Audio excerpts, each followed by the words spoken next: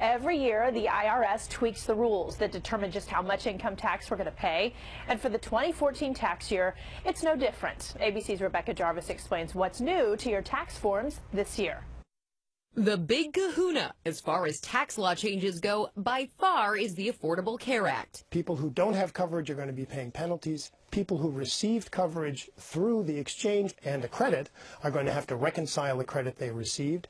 And people who had coverage through an employer or individually are just going to check a box. For high-income earners, those lucky enough to make $250,000 plus, some tough love. A top tax rate of 39.6%, kicking in more for Medicare, new limitations on itemized deductions like mortgage interest and charitable contributions, and curbs to the exemption credit, the amount the IRS lets everyone take.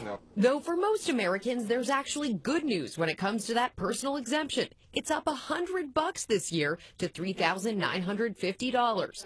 Students and teachers could get a break. The American Opportunity Tax Credit continues up to a $2,500 credit per student for qualified higher education expenses.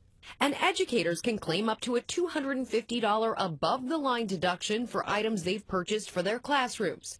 Some energy credits are still available. At least through 2016, certain solar, wind, and geothermal products will qualify. And medical deductions are once again limited to 10% of your adjusted gross income. But if you're 65 or older, you can stick with the 7.5% threshold through at least next year. Rebecca Jarvis, ABC News, New York.